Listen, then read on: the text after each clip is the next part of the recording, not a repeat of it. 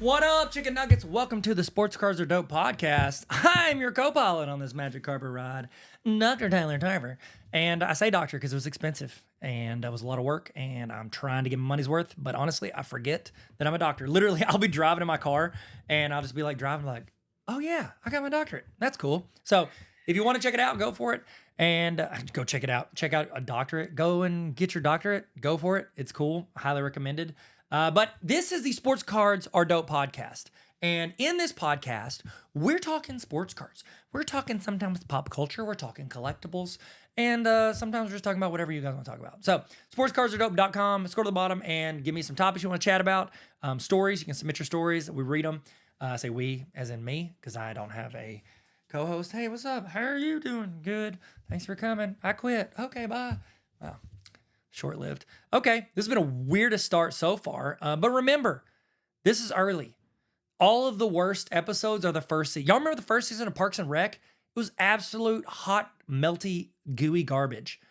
And then the second season was dope. Dope. That's what the Sports Cards Are Dope podcast is named after, is the second season of Parks and Rec. That's not true. Take me there. Parks and Rec, I'll say this. Parks and Rec is one of my favorite quotes of all time. And that is when John Ralphio, they're at Entertainment 720. Y'all remember this? They're at Entertainment 720, and Dead Left Shrimp is playing basketball with another dude. I can't remember who it was. And in the middle of the conversation, John Ralphio runs over and goes, "Take me there," and jumps, and they pick him up, and he dunks it. So, wow, this has been the worst start to a podcast so far. You don't even know what we're talking about. We are doing part deuce of the top 25 takes of 2025. And I got these from Mantle on mantle.com. Great website for collectors. Go start an account. Check it out. This is not sponsored by On Mantle. Unless they want to sponsor it, send a check. Send a check. Tyler. Dr. Tyler. P.O. Box 41, Box at Arkansas, 72011. But I do check them out. And please, again, the sponsorship is that they don't sue me for stealing the stuff they curated on their website. So we did the first half. I did the first 13. Now I'm going to do the next 12. These episodes have been longer than I thought. Had I known, I would have split it into 3. But that felt like it would have been milking it a little too much. And when you milk it too much, the cows get sore. So we try not to do that. Okay, so the next hot take of what could happen in 2025 in the collectibles industry is licensed sports NFTs will make a powerful comeback in 2025. Topps NFTs being transferred to OpenSea platform will explode due to scarcity. And this is another one submitted by Figo Jam. What's up? I think he did another one. He or she did another one. And that's a great take, is that those digital collectibles will go up. NFTs, we're not supposed to say that out loud anymore because, a lot of those flopped. A lot of people lost a lot of money about it. I think Steph Curry was quoted as saying, "Don't ask me how much I've lost on my Bored Ape Yacht Club." And I lost a couple grand on NFTs as well. It happened, but it was only a couple grand. Steph lost a lot more. And so I could see, didn't Tom Brady lose a bunch? I'm sorry. Sorry, Tom. Sorry, Steph. I know they're big time listeners, first time callers. Sorry for bringing that up. But I could see this happening as well if they figure out how to keep doing it right. I did a few collabs with a company called Candy Digital. I think they have candy.com. Here's my thing, and here's where I think it could grow. I think they need to make it easier to sell these afterwards. Okay. I'm sorry. Let me stay focused. I ain't mean I'm just focused. I think the scarcity plus the blockchain resurgence with, Bitcoin rising and all these other cryptos, I think it is a second chance for these sports NFTs. Probably don't call them NFTs, come up with something else. Especially if Topps pivots to something easier to evaluate for collectors. So again, I have several things on Candy Digital. It's a lot of modern baseball, and I don't do a lot of modern baseball from when we collabed, but I have no idea, because you can sell on there as well. I have no idea how to price that stuff. I don't have to check comps on it. I think doing something, it may have it already. I haven't checked in a few months. If they put something on there where I could auction it off, that would be awesome. That way I don't have to be an expert in this to jump in, maybe sell some things, and then maybe I kind of stay in for a little bit. But it's just like somebody stepping into the sports card world, it's confusing. It can be a little scary. People are a little pushy sometimes, and you don't want to lose a bunch of money. I think that this evolution of digital collectibles aligns with the rise of Web3 and this younger, more tech-savvy audience. So I think it could happen. I think those companies need to figure out how to make it easier for an end consumer. That's my opinion. because you asked, you didn't ask. The next hot take is Fanatics will increase prices again for all of their more popular sets, flagship, chrome, etc. And instead of 10xing the actual sports card hobby, they will flood the market with non-sports cards and count those as their 10x goal. This is submitted by John Pitts, 1970. I'm not sure what year John Pitts was born, but if I'm guessing, I'd say it was at the beginning of the 70s. So first off, Mikey Rubin said the 10x comment. I'm going to 10x hobby. He wants 10x hobby. For context, and he's come back and said he was on Sports Cards Nonsense podcast, which is way better than this one. He said that's something he was shooting for. He wanted to have big goals. It's not a thing they actually think they're going to hit this year or next year. Will they hit it eventually? Probably. They probably will 10x from where we were. It's probably going to happen. Price hikes. These price hikes that 1970 suggested. The price hikes could alienate certain collectors, especially if Fanatics focuses on volume over quality. And the overproduction risk does create the potential of another junk wax era. But I think, and the difference between now and junk wax is I can go open a pack of 1988 Donner Spaceball. I'm not going to get a 1 out of 10 or a gold or an on-card auto. The parallels and the autos and all these other things, the inserts are going to help keep the value of these things, in my opinion. Okay? Think of it, if Fanatics is like Netflix. Netflix releases 200 shows a year. Okay? Quality is not always there. They're throwing out the quantity. They keep some shows for a second season. Fanatics will keep producing certain cards. They'll stop doing other cards. You're going to have more misses than hits. But I think the fact that, Stranger Things, we all know what it is because it was a hit. Made millions of dollars. It did well. There are certain products that are going to do well, and I could also see them trying. I would hope they would try to get into more markets. Would I want Fanatics to take over the Harry Potter card market? Absolutely, I would. I am borderline obsessed with Harry Potter, and I would love to see it jump in even more. In the comments, if you're on YouTube or Spotify, throw in what market you would want Fanatics to start making cards on. Let me know. How cool would it be if they did like a sports card collector card set? Oh wait, they did that. I wasn't invited. Okay, so I guess you got to be more popular, not a surf. All right, so the next hot take was their Fanatics Fest. There's another Fanatics one. So this hot take is by Army ATC 22. Follow him, he's awesome. Fanatics Fest turns into a mini Comic-Con due to Topps getting the rights to Disney and Marvel on January 1st. We'll see the actors and actresses from those movies we all love roaming around. First off, that would be awesome. I would love for them to combine those things because you're just bringing more eyes to both markets. And it's easier. I'm not going to be able to go to Comic. I've never been to Comic-Con. I'm not going to go. Probably going to go to Fanatics Fest. Did them together. They'll be dope. Okay? Topps' Disney and Marvel licenses can create the opportunity for these crossover events where me, who likes both, can hit up both. If you don't like cards, stay on the card side. If you only like, Marvel, stay on the Marvel side. But these Fanatics Fests could continue to feature these autograph sessions, now adding in celebrities, celebrity panels, exclusive collectibles. You could have, Chris Evans interviewing Tom Brady, and that would be a pretty cool crossover, okay? Best of both worlds, okay? Bring those people in. Whenever I go to the NBA games and or anywhere, I wear jerseys, okay? That's pretty much like sports Comic-Con, all right? So for it is my answer. All right, the next hot take is as Bobby Witt Jr. wins his first MVP award, his prices, while already high, will somehow go even higher. Submitted by @SoxFan85. This is a big moment. Playoff heroics, some huge, like the 50-50 ball by Ohtani, record-breaking stats. These can cement legacies, okay? I said it on the last podcast. In my opinion, you have, when a card rises in value, there's 3 times it does that. There's the hype. That's the first jump. Sometimes that happens before they even play, like Zion. Sometimes it happens a few years in, like when Jordan Poole, his hype went up in the playoffs. Okay, well, that was his original hype, but it was also connected to the second thing that sees jumps, success in the playoffs. JP helped him win that championship. Steph Curry won a couple championships. His cards are now more expensive. And then GOAT conversation. So you got initial hype, you've got success in the playoffs, and then you have the GOAT conversation. That's when you see the 3 jumps from what I've seen. And sometimes it skips that original hype and just jumps into the second, which is success in the playoffs. So I think that's when you're going to see it. So Bobby Wood Jr. is going to need to do more things in the playoffs for his next jump to occur. Okay. So the next hot take is physical sports cards will come with embedded AR features, that's augmented reality features, allowing collectors to use their smartphones to bring the cards to life. By scanning the cards, collectors will be able to see 3D holograms of players, watch highlight reels, and access exclusive interviews or training sessions. This was submitted by Junk Wax Hero.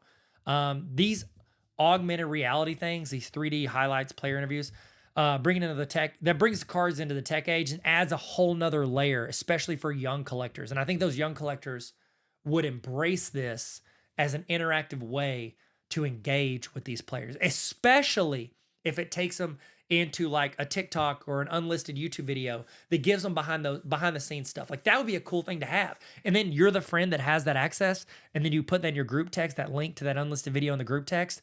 You're now the one with that inside access. So I think that would be a really cool feature. And I think, TikTok highlight reels go hard anyways. Fun fact, I just stole Washington Wizards. They put a TikTok up. They were trying to talk about Jordan Poole sorry, I talk about Jordan Poole too much. My bad. Sorry, my favorite players. They were trying to push him for the All-Star game. And they had that trend where it goes, raise your ya, ya, ya. And then they do it. And then the beat hits and it starts being Jordan Poole highlights. Like I've seen those Jared McCain, seen LeBron James, Michael Jordan. Like these cool little things, like pushing that into those. If I can scan it from a QR code on a card or anything like that, it adds like a Pokemon Go for sports cards. It brings the cardboard to life. And I think that would be really cool. I actually did. So I've done like videos, commercials, weddings and stuff like that. I did one, there was a feature and I haven't seen it anywhere else, but I know it had a moment, but with some places. There was an Arkansas Life magazine, and I did videos for them. Like, why'd you do videos for a magazine? So like I went and filmed a video for this wine company in Little Rock. And I filmed like a 2-minute video interviewing them, but also showing like highlights of their place.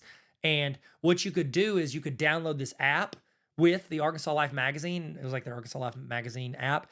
And then you hold it over a photo, just like a photo, not a QR code, but a photo.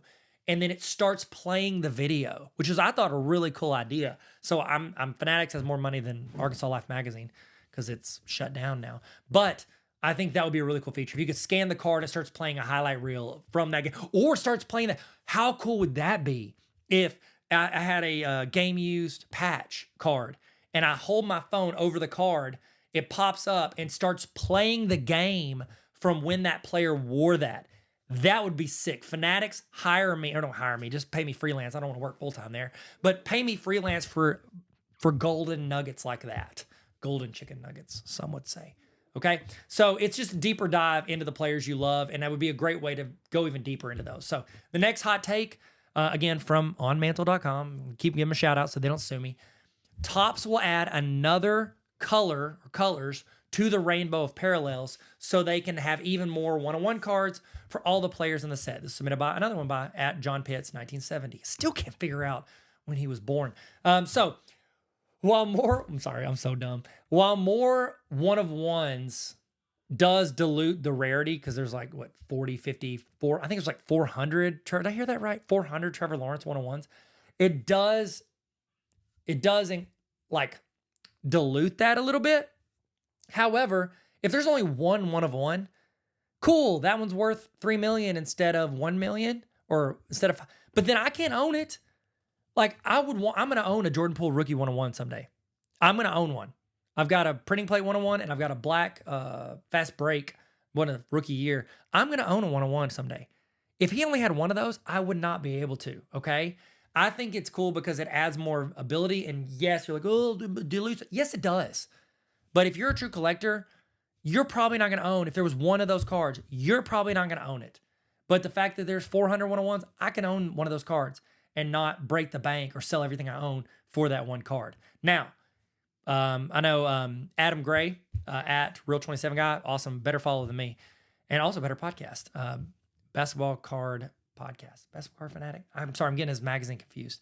Anyways, he has a Kobe logo man, and I'm like, yeah, I'll never own that card, But if JP had 100 of those, I might be able to grab one of those from his rookie year. So pretty cool. And that wasn't even Kobe rookie, but you know what I mean. Rarity does make that one value better, but for all of us to have a really cool card for out breaking the bank, I think it's cool that you spread it out. Think of it like this, okay? I love analogies. Think of it like a Crayola box with 300 crayons, okay? It's very colorful, but you don't have to use all the colors, okay? Next big hot take that somebody submitted. This is submitted by @MahoganyMatt. They said player tech wearables like Amazon Next Gen stats for NFL broadcasts will become sought after relic inserts. Okay. I wasn't 100% sure I interpreted this correct. So if I'm way off, let me know. But leagues, they track advanced stats. We know this. This would add those into relics directly with the player narratives. Like, I think it would add to the story. I like that. It'd be like, I don't know, adding, like, if you could scan it and it talks about the player relics, it's just like it's like you're looking at Iron Man's mask. Like Tony, you can collect Tony Stark's arc reactor. I don't know. I think I fully misunderstood this, if I'm being honest with you. But I think it'd be really cool. Okay. Next hot take. I'm just gonna skip it because I feel like I ruined that one. So vintage music, especially cassettes and CDs, will become a hot trend, as will grading those physical music. This was submitted by @not Todd Zeal. So Todd Zeal, thankfully this is not you. But the idea that CDs, cassettes become graded and become another hot topic, yes, I absolutely see that happening. You know why? Because vintage records, that's a thing. Video games, that's a thing.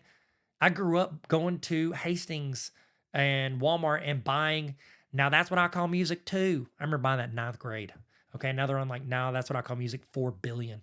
And so I could see cassettes and CDs going off like that, and which is great because you can pick them up at yard sales everywhere. Nostalgia sales, and especially if you find like, the first print of Nirvana CD or Eminem's Marshall Mathers. If you can find those original ones that meant something to the culture at the time, I can see it going off. And grading and slabbing them is just another way of elevating. Oh, this one's more rare. Mine's my, whatever. I'm trying to think. Dr. Dre CD is worth more than yours because mine graded a 9.8, yours graded a 9.2. It's just ways for us to look down on each other, which is what we love in the hobby. Just kidding. The format isn't dead of collecting these things, and it's now a piece of history worth preserving. You're preserving a piece of history, and just like, the vinyl records, us millennials, every generation rediscovers the physical medium that we grew up on, and we get nostalgic. And while I might not put in that CD, I might put that now. That's what I call music too on my shelf, graded at 9.6. Just kidding. It's got scratched. I lost that whole CD case. That was terrible. So the next hot take is, not only will we continue to see an increase in collectibles sold directly by sports stars bypassing the traditional marketplaces, but 2025 will bring the first athlete who sells stocks or shares to fans and investors that are based on their own individual performance and accomplishments, future earnings, endorsement deals, etc. This is submitted by @Lance Dobbins. This is really interesting. I think we're already starting to see this a little bit. People breaking away from Panini or Fanatics even. Like I love, you ever seen any of my videos? I love Tyson Beck. He's a card artist. He's worked with those companies, but he also does officially license with players' cards. Now, is it going to have, the Celtics across here on a Jason Tatum card, which he did a collab with Jason Tatum? No, but he does it in a way where it doesn't look like absolutely terrible like a lot of those Topps Chrome cards they just did. It's going to look like the Wemby one where it's like he's turned to the back and you see his jersey. He does it like that where it's not very noticeable, but it looks super dope. Like I have several of them. Like, look at this. I don't know if you can see it. If you're watching, whatever, you definitely can't. I can't even see it. If you're watching on YouTube, you can't see that. But there's a Steph Curry auto from Tyson Beck. He makes them look dope, and he does it officially licensed with the player. I could easily see a player wanting to launch their own thing and invest in themselves. You see this now. They do it through brands. Like they have their own logos. Kate Cunningham, I just saw his logo the other day. It looks dope. 2 C's. It looks really sick. But all these players have their own brand. They have their own social media. They have their people working their Instagrams. A lot of these players have that. And so I think you're going to see that bleed over into the card world, in my opinion. And honestly, it aligns with the growing trend of personalized investments, fantasy sports meeting Wall Street. That's essentially what it is. And so you would see a promotion of their products. And when you do see that, it almost adds validation to that product because they're the ones pushing it. Okay. This next hot take is from at Chuck Buddha, Butta. And I had to look this one up, so I hope I'm interpreting it correctly. They said, at Chuck said, AI programs such as like CHCK.ai and Shoebox will change the collectibles landscape forever. And from what I can tell, these are companies that are using AI for like grading or for like storing your collection. It's going to change the AI, I'm sorry, change the card industry or it's going to ramp it forward.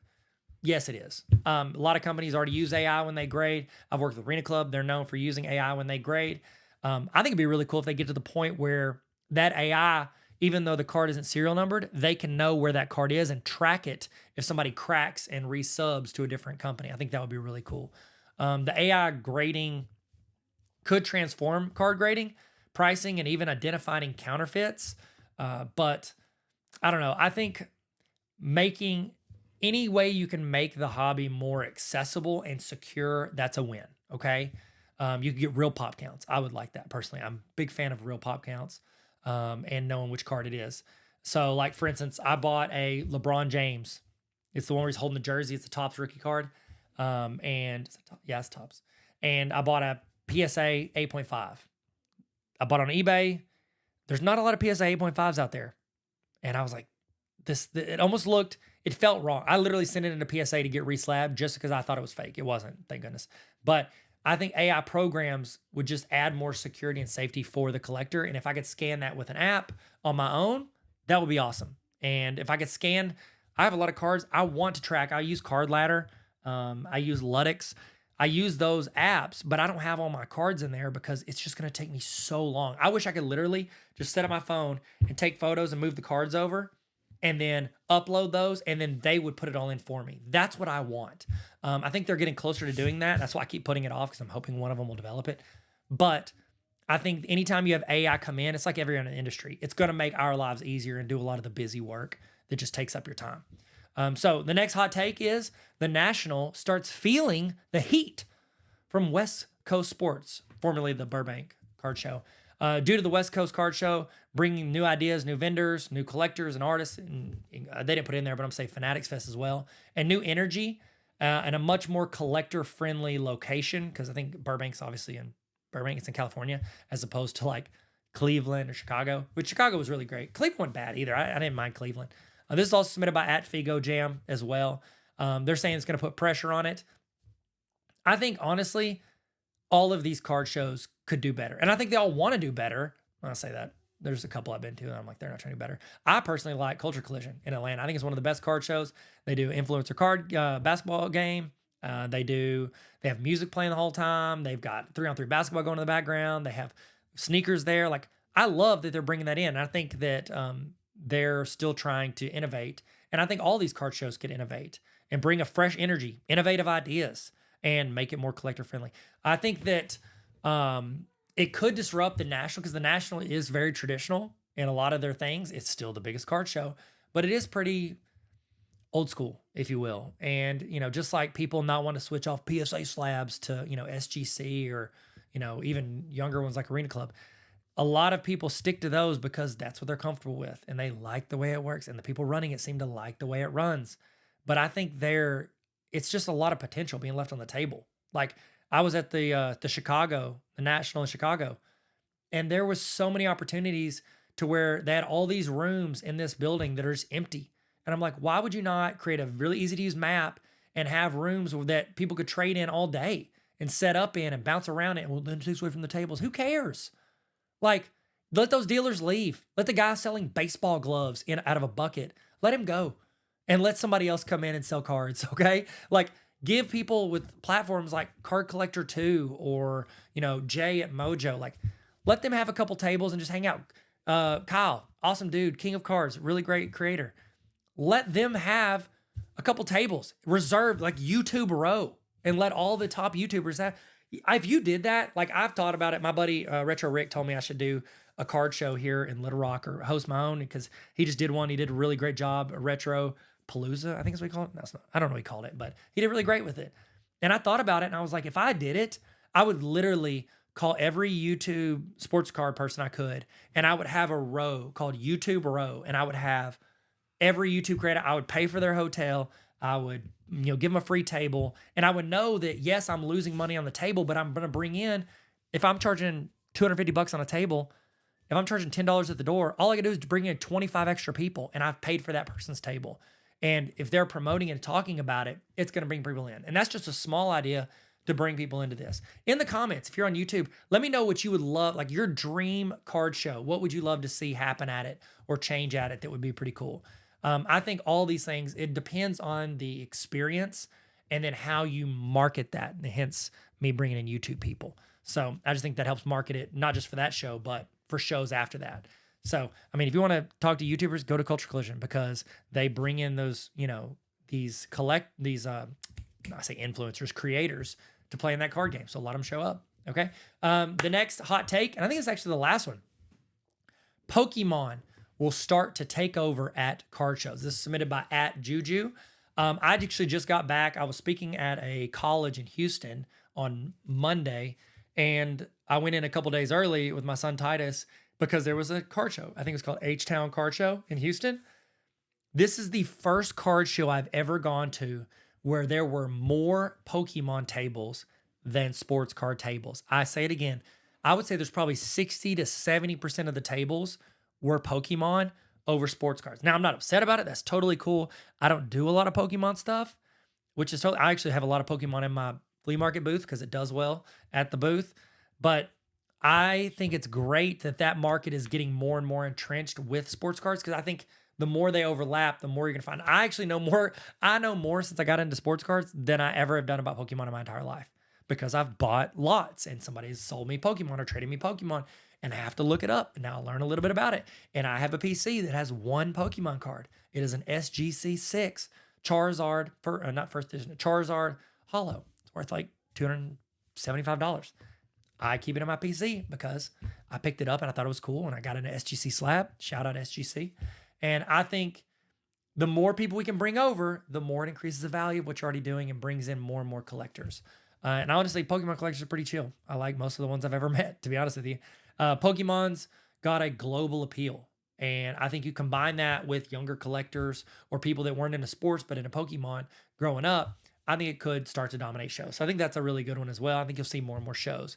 In the comments, let me know any shows you know that are more Pokemon centered, even though they don't promote Pokemon. Because that H-Town Car Show didn't push Pokemon. Like I didn't look at their flyers or their Instagram and think, oh, it's mostly Pokemon. But it was, which is totally cool. And I think the higher sales could do it. So that was the last of all of the things I stole from Mantle. Who stole it from? People on Mantle. I guess it's not stealing if they're on your own platform. I'm just kidding. I think Mantle's great. So check out onmantle.com. Go check out the people that made those comments or those predictions for 2025. And I would love to know, what are your predictions for 2025 with the hobby? 2025 could be the year collecting explodes even more, even more than ever before. 10x, why not? Okay. You've got all these different elements. You've got Fanatics is getting the licenses for basketball and I think football both in 2025. You could see it. You could see it. Let me know in the comments if you're on YouTube, what is your favorite hot take from all this? And do you have any hot takes in 2025? If you want to submit some, I might do a follow-up episode. If you guys submit a few, just go to sportscardsaredope.com and scroll down and submit your hot takes. Also on there, I have a spot. You can put your name if you want. You can make a fake name. But then I also have your comp. And so I would love for you to start doing that. I stole this from Ryan Russillo podcast. They have it to where like I submitted a question. I could be like, hey, I'm Tyler from Arkansas. My comp is, a short Dan Marjorie who can't shoot. Like that would be it's just something creative you can be creative with in your comp. So put that in there. I've got it in there, and then submit either a story, a hot take, or something you want to talk about for the podcast. I'm just getting this started. I don't know what it's going to look like. This episode was a lot longer than I thought my episodes would be, but the episode will last as long as the episode lasts. So let me know what you think about this. I'm going to start getting people on here, interviewing them, chatting them, having more conversations as well. But just trying to get the feel of it, figure out how we want this thing to flow, and, have fun with it. That's the thing. Have fun, find more reasons to talk, and make vids besides showing you all of my Jordan Poole cards and Harry Potter cards on YouTube. So just trying to expand it. Thank you guys for watching. Y'all are awesome. Stay sweet, stay kind, and never stop collecting. Go 2025. Best year ever. Peace out, chicken nuggets. Bye-bye. Later.